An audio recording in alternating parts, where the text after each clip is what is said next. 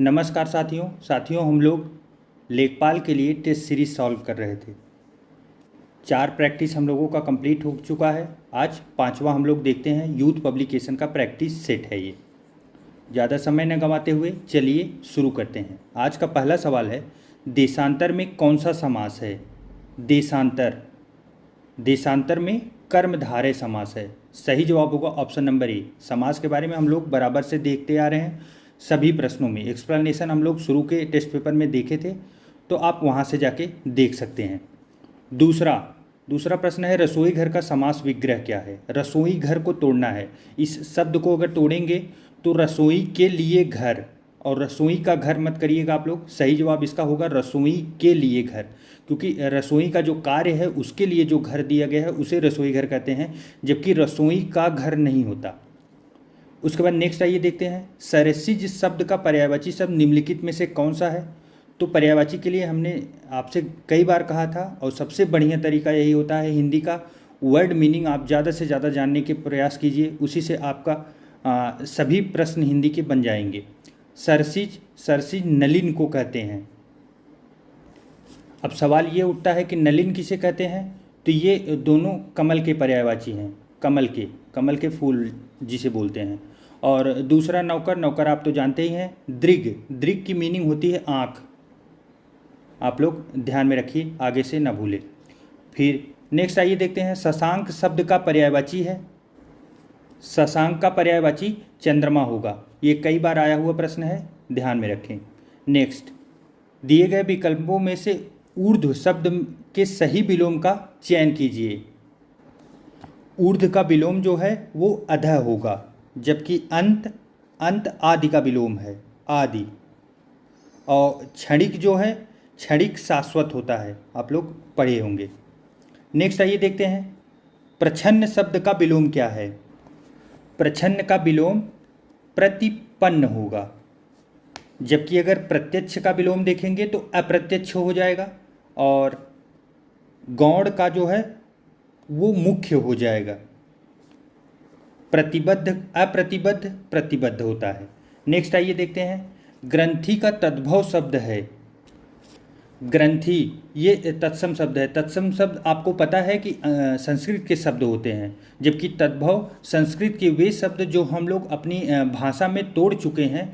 हिंदी में कई सौ सालों पहले हिंदी में उसे तोड़ के अपने रूप में बदल लिया गया है, उन्हें तद्भव बोलते हैं। तो ग्रंथि का सही जो हिंदी होगा अर्थात तद्भव होगा वो गांठ होगा। सही जवाब ऑप्शन नंबर ए। नेक्स्ट देखते हैं, निम्नलिखित शब्दों में से एक तद्भव शब्द है। तो कौन सा इसमें तद्भव शब्द है? तो इसमें परख शब्द जो है ये तद्भव शब्द है। इसका तत्सम जो होगा वो परीक्षा होगा, परीक्षा। कच्छप कछुआ को कहते हैं, इसका तद्भव शब्द कछुआ होगा। और पिंजर, इसका पिंजरा होगा तद्भव। और संधि का तद्भव जो होगा वो सेंध होगा। नेक्स्ट आइए देखते हैं, वधूर्मी का संधि विच्छेद है। यह एक दीर्घ संधि है। इसका सही जवाब होगा वधु प्लस उर्मी। सही जवाब ऑप्शन नंबर बी होगा। नेक्स्ट आइए देखते हैं, उद्योग का संधि विच्छेद होगा। यह व्यंजन संधि का उदाहरण है, और इसका सही जवाब होगा उत धन योग। उत धन योग। सही जवाब ऑप्शन नंबर ए होगा, उद्योग का। नेक्स्ट आइए देखते हैं, वह स्त्री जिसका पति दूसरा विवाह कर ले। इस वाक्यांश के लिए एक शब्द बताना है, तो इसे अधिऊढ़ा कहेंगे। वह स्त्री जिसका पति दूसरा विवाह कर ले उसे अधिऊढ़ा कहेंगे। जबकि परित्यक्तता, यह वह स्त्री जिसे उसका पुरुष छोड़ दिया हो उसे परित्यक्तता कहते हैं। जबकि खंडित वह स्त्री जिसका पति रात को किसी गैर स्त्री के साथ होके आया हो उसे खंडित कहते हैं। नेक्स्ट आइए देखते हैं, पैसे से मनुष्य की जीवन जीने की इच्छा बलवती होती है। रेखांकित वाक्यांश के लिए एक शब्द बताइए। जीवन जीने की इच्छा अर्थात जिजीविषा का सीधा अर्थ होता है जीने की इच्छा, जीवन जीने की इच्छा। नेक्स्ट आइए देखते हैं, अंडे का शाहजादा मुहावरे का अर्थ होगा। अंडे का शाहजादा, आप थोड़ा सा कॉमन सेंस लगाएंगे, ऐसे प्रश्न सीधे बन जाएंगे। अनुभवहीन व्यक्ति, अंडे का शाहजादा, इसका मतलब क्या हुआ, अंडे से अभी निकले हैं और वो फैसले ले रहे हैं, तो उनके पास अनुभव की बहुत कमी होगी। छक्का पंजा करना मुहावरे का सही अर्थ क्या होगा, तो इसका सही अर्थ होगा ओछी हरकत से कार्य सिद्ध करना, कोई छिछला कार्य करना, उसे ही छक्का पंजा करना कहते हैं। नेक्स्ट आइए देखते हैं, निम्नलिखित वाक्य में से अशुद्ध वाक्य को पहचानिए। श्रीमती गांधी भारत की प्रधानमंत्री थी, ये सही है। मेरे ऊपर कृपा करें, ये गलत वाक्य है। मेरे ऊपर कृपा करें यहाँ गलत होगा, ऊपर नहीं आएगा, ऊपर की जगह आएगा मेरे पर कृपा करें, मेरे पर कृपा करें। मेरे घर के सामने पाठशाला है, ये भी सही है, और वहाँ भारी भीड़ है, भीड़ थी, ये भी सही है। तो सही जवाब हम लोगों को होगा ऑप्शन नंबर बी।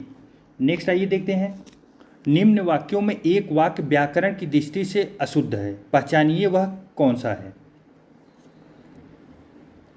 तो आइए देखते हैं, इसमें शुष्क इलाकों में पानी की आपूर्ति के लिए बारिश या बर्फबारी बढ़ाई जा सकती है, तो ये सही है। युद्ध के समय गीता को लिखना कृष्ण के ही बस की बात थी, ये भी वाक्य सही है। स्वयं वे भी अपनी बीमारी को लेकर दुखी थे, बीमारी को लेकर, यहाँ लेकर जो है ये गलत वाक्य है, क्योंकि बीमारी को लेकर नहीं, बीमारी के कारण कोई दुखी होता है, लेकर नहीं होता। तो ऐसी त्रुटियां आपको पकड़ना है। सही जवाब इसका ऑप्शन नंबर सी होगा। हम जानते हैं कि सूर्य ऊर्जा का एक अथाह भंडार है, ये भी सही है। नेक्स्ट आइए देखें हैं, निम्नलिखित में पुल्लिंग शब्द कौन सा है। मजा, सजा, कजा एवं रजा। इसमें मजा शब्द जो है ये पुल्लिंग है, बाकी सभी स्त्रीलिंग शब्द हैं। नेक्स्ट आइए देखते हैं, निम्नलिखित विकल्पों में से एक वचन शब्द कौन सा है। दर्शन, नदी, घरों, लताओं। दर्शन आपको पता है कि दर्शन कई लोगों का होता है, कई लोगों के साथ भी होता है। घरों मतलब घर होता तो एक होता, घरों मतलब कई घरों की बात की जा रही। लताओं की बात की जाए, लता होता तो एक होता, जबकि नदी तो सिर्फ नदी की बात की जा रही, एक नदी की। तो सही जवाब ऑप्शन बी होगा। नेक्स्ट आइए, कानो सुनी बात पर यकीन मत करो, रेखांकित शब्द का कारक बताइए। आपको पता है कि अगर करण कारक देखना हो तो से लगाइए तो आपको समझ में आ जाएगा। अगर इस शब्द को आप तोड़ेंगे तो इसके बीच में से बैठेगा। कानों से सुनी बात पर यकीन मत करिए, इसका मतलब ये करण कारक होगा। नेक्स्ट आइए देखते हैं, एक की वर्तनी शुद्ध है, तो इसमें आइए देखते हैं। तो आविष्कार, आविष्कार सही है, आविष्कार ऐसे ही लिखा जाता है। जबकि देवारसी, देवारसी नहीं होता, देवर्षि होता है। आ की मात्रा इसमें नहीं होगी। निशब्द में नि शब्द नहीं होता, निह शब्द होता है। नी के बाद दो बिंदी लगाना आवश्यक है। फिर जमाता, जमाता भी गलत है, जमाता नहीं होता, जा माता होता है। जा पे आ की मात्रा लगेगी, बाकी सब सही है, जा माता। तो इसका सही जवाब होगा ऑप्शन नंबर ए, आविष्कार। दिए गए विकल्प में से शुद्ध शब्द का चयन करें। तो आइए इसमें देखते हैं, सन्यासी, सन्यासी की वर्तनी शुद्ध है, अर्थात सही जवाब लोगों का ऑप्शन नंबर ए होगा। बाकी कौन कौन सी शुद्धियां हैं वो देख लेते हैं। प्रौद्योगिकी में प्रौद्योगिकी नहीं होता, प्रौद्योगिकी होता है, तो इस पे प्रौद्योगिकी होगा, औ की मात्रा लगेगी। और परिषद, परिषद में द पे हलंत लगेगा। और 71, 71 में दो त रहते हैं, इसलिए सही जवाब होगा ऑप्शन नंबर ए। निम्न में अनेकार्थी शब्द कौन सा है। अनेकार्थी अर्थात पर्यायवाची की बात की जा रही है, अर्थात जो एक ही शब्द कई अर्थ दे देता हो। तो इसके लिए आप देखेंगे आयु, आयु तो आयु के लिए ही उपयोग होता है। जबकि आदेश, आदेश भी एक ही अर्थ देता है। ग्रंथ, ग्रंथ का सिर्फ एक ही आप लोग उत्तर समझ सकते हैं, किसी पुस्तक को। जबकि गुरु, गुरु के लिए कई चीज़ें होती है। बड़ा के लिए भी प्रयोग होता है गुरु, और आचार्य के लिए भी, और जो शिष्य और गुरु होते हैं उसके लिए भी होता है। गुरु चालाक के लिए भी होता है, और कोई बड़ा धूर्त हो उसके लिए भी प्रयोग होता है, धूर्त। तो इसका सही जवाब होगा ऑप्शन नंबर डी। नेक्स्ट आइए देखते हैं, उसके बाद ये गद्यांश दिए गए हैं। गद्यांश के ऊपर प्रश्न दिए गए हैं, और 23, 24 और 25 तीन प्रश्न दिए गए हैं गद्यांश पर। यह प्रश्न मैं आप लोगों के लिए छोड़ रहा हूं, आप लोग जरूर से ज़रूर कर लीजिएगा। टेलीग्राम पे ये पूरी PDF अवेलेबल है, वहां से जाके आप लेके इसे प्रैक्टिस जरूर करें। बहुत आसान प्रश्न होते हैं, प्रैक्टिस करके जरूर जाएं। आइए नेक्स्ट अब देखते हैं GS के प्रश्न। बौद्धों के लिए उत्तर प्रदेश में स्थित सारनाथ क्यों महत्वपूर्ण है? सारनाथ के बारे में पूछा गया है, और खास करके बौद्ध धर्म के लिए। भगवान बुद्ध ने सारनाथ में ज्ञान प्राप्त किया था, ये तो सही है। भगवान बुद्ध का जन्म सारनाथ में हुआ था, ऐसा नहीं है, ये गलत है। भगवान बुद्ध का सारनाथ में महापरिनिर्वाण देहांत हुआ था, देहांत यहाँ नहीं हुआ था। ज्ञान प्राप्त करने के बाद भगवान बुद्ध ने सारनाथ में अपना पहला उपदेश दिया था। ये सबसे महत्वपूर्ण और सबसे सही उत्तर इसका यही है, ऑप्शन नंबर डी। सारनाथ में भगवान ने पहला उपदेश दिया था गौतम बुद्ध ने। उसे धर्म चक्र प्रवर्तन के नाम से भी जाना जाता है, उसको भी ध्यान में रखें। नेक्स्ट, प्राचीन भारत के महान व्याकरणविद पतंजलि किसके समकालीन थे? तो पतंजलि के बारे में पूछा गया, आप लोगों को पता होगा। योग के जो जन्मदाता माने जाते हैं ये पतंजलि जी ही माने जाते हैं। तो ये किसके समकालीन थे प्राचीन भारतीय इतिहास में? तो ये पुष्यमित्र शुंग के समकालीन थे। महत्वपूर्ण प्रश्न है, ध्यान में रखें। नेक्स्ट आइए देखते हैं, कूट मिलाने का प्रश्न दिया गया है। पानीपत का प्रथम युद्ध ये 1526 में हुआ था, आप लोगों को पता होगा। बाबर और लोदी के बीच लड़ा गया था। जबकि प्लासी का युद्ध जो है ये 1757 में हुआ था, ईस्ट इंडिया कंपनी और नवाब के बीच।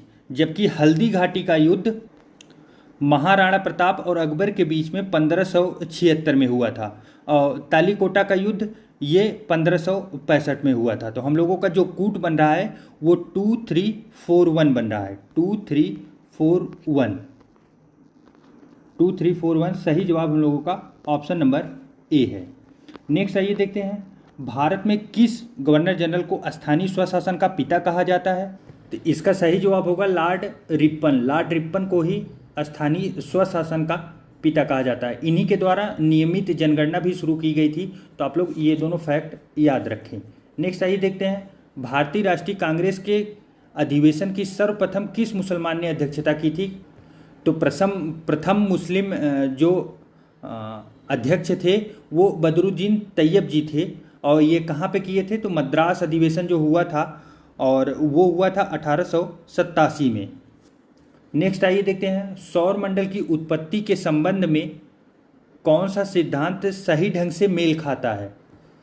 तो ये ज्वारी हाइपोथीसिस जेम्स जीन्स और हेरोल्ड जेफरी के द्वारा दिया गया था। सौर मंडल की उत्पत्ति कैसे हुई है इसका सिद्धांत काफ़ी महत्वपूर्ण प्रश्न है। ये बाहर से हेडिंग के रूप में कई बार प्रश्न पूछा जा चुका है।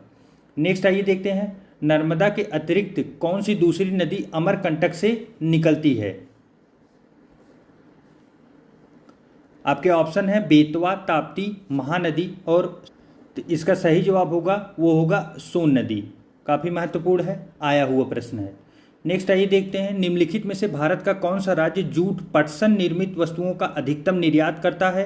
तो ये पश्चिम बंगाल है। जूट कहीं पे भी दिखे आप पश्चिम बंगाल खुल के लगाइए, पहले नंबर पे यही है। दूसरे नंबर पे अगर पोजीशन देखें तो आंध्र प्रदेश आता है, लेकिन वहाँ तक जरूरत नहीं पड़ेगी क्योंकि आपको यहीं से प्रश्न आएगा कि जूट के बारे में कोई भी प्रश्न आएगा तो वो पश्चिम बंगाल से ही रिलेटेड रहेगा। वायुमंडल में लगभग कितने प्रतिशत नाइट्रोजन होती है? तो वायुमंडल में आप लोगों को पता है 78 से लेके 69% तक जो नाइट्रोजन उपस्थित होता है। उसके बाद दूसरे नंबर पे देखें तो ऑक्सीजन उपस्थित होती है वायुमंडल में, और ऑक्सीजन लगभग 21% होती है, 21% के आसपास। उसके बाद बाकी अन्य गैसें आती हैं, आर्गन और कार्बन डाइऑक्साइड। नेक्स्ट आइए देखते हैं, निम्नलिखित विकल्पों में से कौन सा सही ढंग से ग्रहों के उसके आकार के अवरोही क्रम को दर्शाता है? आप लोग क्रम जरूर ध्यान रखिए, अवरोही क्रम, आरोही क्रम। इसको अगर थोड़ा सा भी कन्फ्यूजन हो तो आप अंग्रेजी वाला वर्जन जरूर देखें, उसमें क्योंकि इंक्रीजिंग और डिक्रीजिंग आता है। तो इंक्रीजिंग डिक्रीजिंग से आसानी से आप पकड़ लेंगे कि कौन सा बढ़ता हुआ है, कौन सा घटता हुआ है। वैसे आपकी जानकारी के लिए बता दें, ये अवरोही क्रम का मतलब हुआ घटते हुए क्रम में, कि मतलब पहले बड़ा रहेगा उसके बाद उससे कम उससे कम। तो इसमें देखेंगे तो यूरेनस, पृथ्वी एवं मंगल, जो तीसरा ऑप्शन है ये सही है। नेक्स्ट आइए देखते हैं, महात्मा गांधी के लिए भारतीय मानवता की एकता, उसकी आर्थिक स्वतंत्रता और समानता का प्रतीक था। तो वो कौन सी चीज़ थी? तो ये खादी के बारे में बात की गई है। नमक मत लगाइएगा भूलकर भी, क्योंकि ये दो चीज़ों से गांधी जी का काफ़ी महत्वपूर्ण संबंध था। तो उनकी मानवता और एकता का प्रतीक जहाँ भी आए तो आप तुरंत ध्यान में रखें खादी। खादी मतलब एकता। नेक्स्ट आइए देखते हैं, संवैधानिक उपचारों का अधिकार के तहत आता है। संवैधानिक उपचार जो है वो किस अधिकार के तहत आता है? तो ये मौलिक अधिकार के तहत आता है। और इसमें अगर आर्टिकल देखें तो भारत के संविधान में अनुच्छेद 32 में दिया गया है संवैधानिक उपचारों का अधिकार। इसी अधिकार को अंबेडकर जी ने कहा था कि ये संविधान की आत्मा है। नेक्स्ट आइए देखते हैं, वर्ष 1965 में निम्नलिखित में से किस कृषि उपज के लिए न्यूनतम समर्थन मूल्य पहली बार घोषित किया गया था? तो इसमें कई प्रकार के फैक्ट हैं जिसे ध्यान रखना चाहिए कि 1965 में पहली बार एमएसपी दिया गया। एमएसपी अर्थात जो किसान जहां जाके अपना फसल बेचते हैं, मिनिमम सपोर्ट प्राइस जिसे बोलते हैं, उसे ही न्यूनतम समर्थन मूल्य, उसे ही एमएसपी कहते हैं। तो पहली बार ये कब हुआ था? तो 1965 में हुआ था। पहला फैक्ट तो ये हुआ। और दूसरा, किस फसल के लिए जो प्रश्न पूछा गया है, तो ये गेहूं के लिए किया गया था। गेहूं सही जवाब होगा।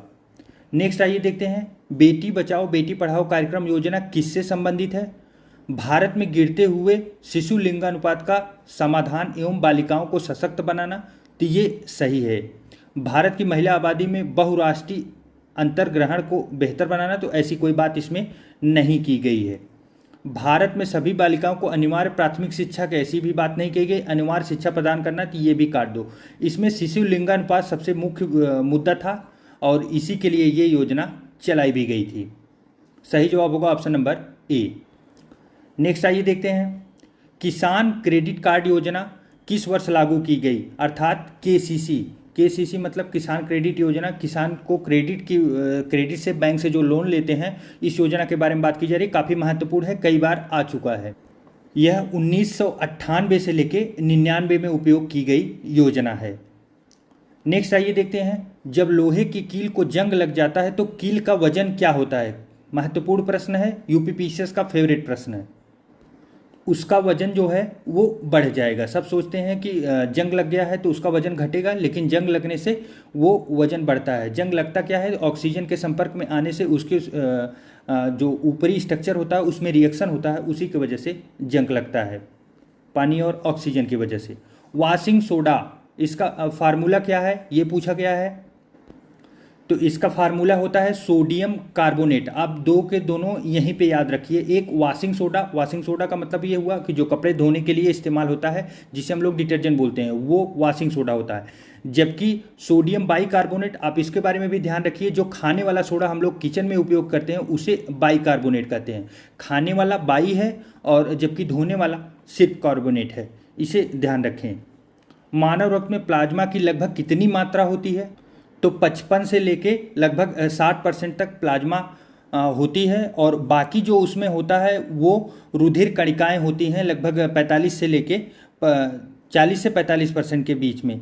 और अगर प्लाज्मा में पूछा जाए पानी की मात्रा कितनी होती है प्लाज्मा में, तो प्लाज्मा में 90% पानी होता है।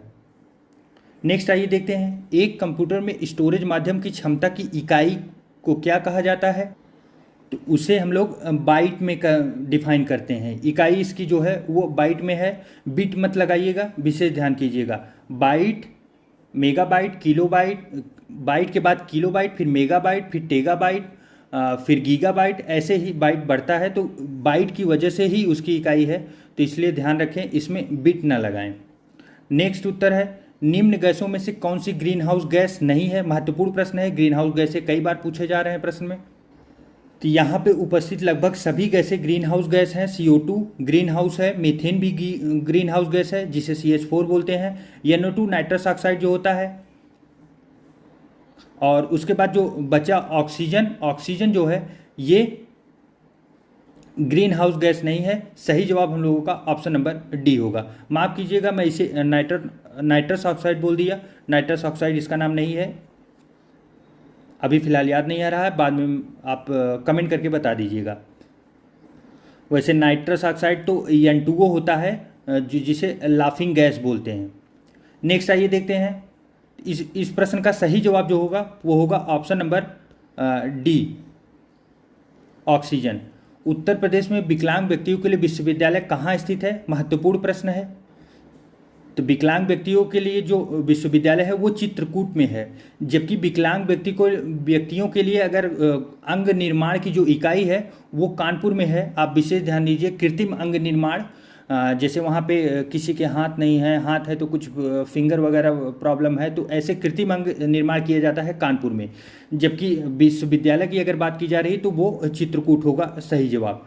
नेक्स्ट आइए देखते हैं, भूक्षरण किसके द्वारा रोका जा सकता है? तो अगर भूक्षरण हो रहा है तो बरसात का मौसम है, आप लोगों को भी पता होगा, वनारोपण करेंगे तो उनकी जड़ें भूक्षरण को संभाले रखती हैं। नेक्स्ट आइए देखते हैं, 8 जनवरी 2020 तक भारत का विदेशी मुद्रा भंडार कितना था? तो 586.08 मिलियन अमेरिकी डॉलर था, बिलियन अमेरिकी डॉलर। तो ये महत्वपूर्ण प्रश्न है, लेकिन करंट के अपडेट के हिसाब से आप लोग इसे अपडेट कर लीजिएगा। 16 से 18 सितंबर 2021 के मध्य भारतीय सेना प्रमुखों का सम्मेलन कहाँ पर आयोजित किया गया था? तो ये नई दिल्ली में हुआ था। नेक्स्ट आइए देखते हैं, 1 से 11 सितंबर 2021 के बीच 78वां वेनिस अंतर्राष्ट्रीय फिल्म महोत्सव का आयोजन वेनिस शहर इटली में किया गया। इसमें किस फिल्म को सर्वश्रेष्ठ फिल्म के लिए गोल्डन लायन पुरस्कार दिया गया? तो इसका सही जवाब होगा हैपनिंग। नेक्स्ट आइए देखते हैं, ललित किसकी उत्तम किस्म है? ललित प्रजाति पूछी जा रही है, ये किस चीज़ की उत्तम किस्म है? तो ये अमरूद की है। ये प्रश्न आया हुआ प्रश्न है, आप लोग इसे ध्यान में रखें, रिपीट हो सकता है। निम्नलिखित में से कौन से 2 जुताई के प्राथमिक उपकरण हैं? तो मोल्ड बोल्ड हल और खुदा खुदाल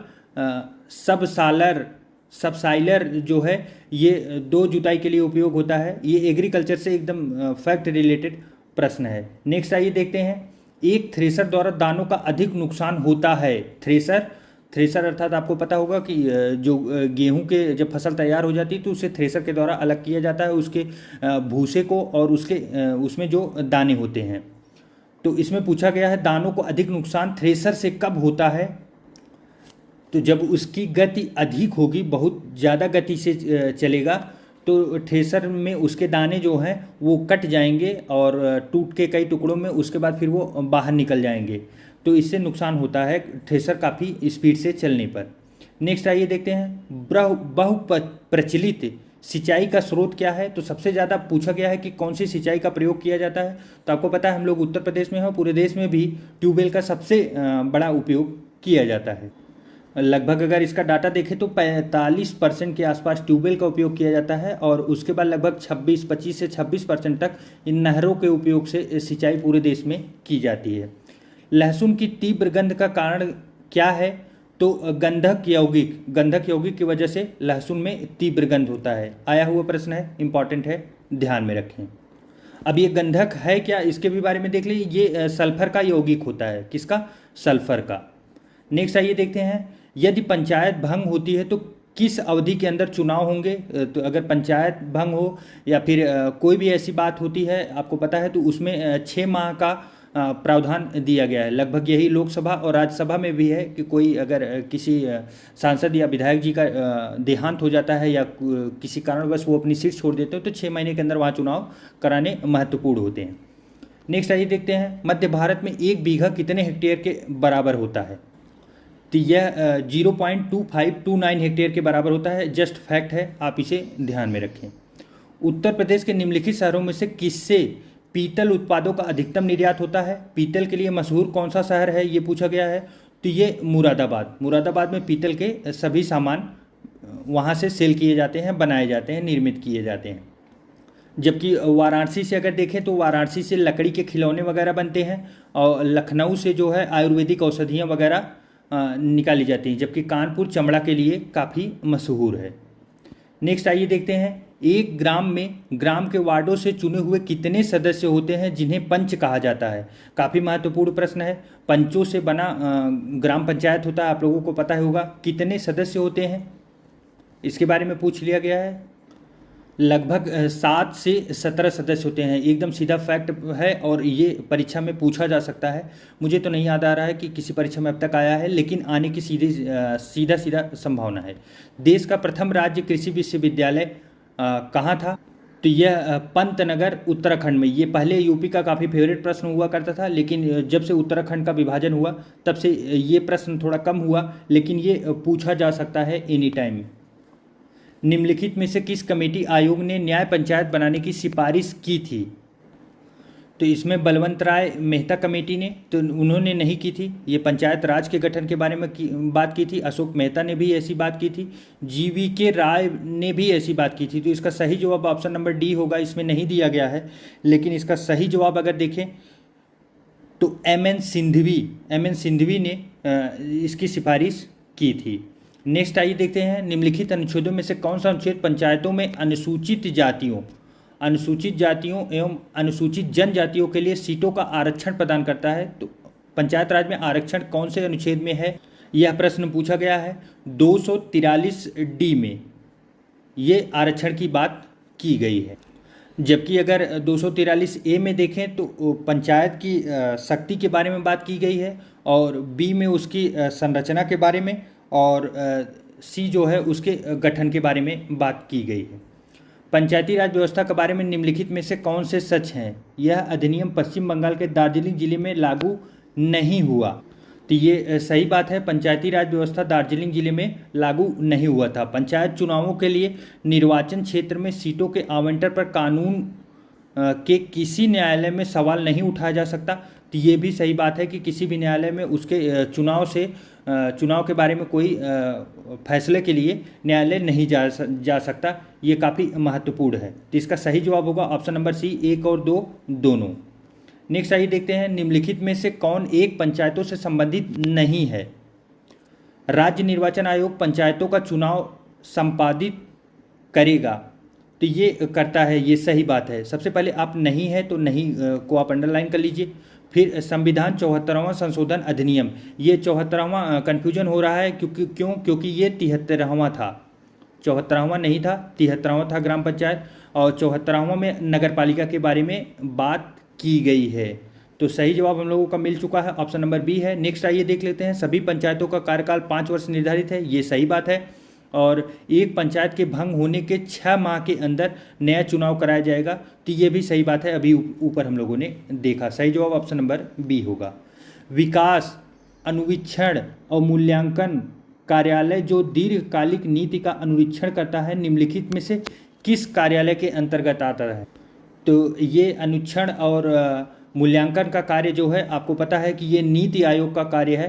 तो नीति आयोग से प्रश्न सीधे बनेंगे, तो इसको आप लोग देख के जाइएगा। योजना आयोग का स्वरूप क्या है?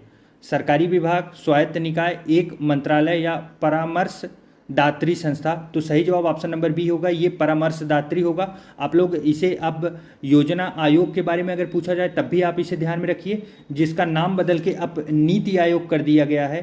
तो अगर नीति आयोग के बारे में ऐसी बातें कही जाती हैं तब भी आप समझ के रखिए कि ये सेम ही प्रश्न बन रहा है।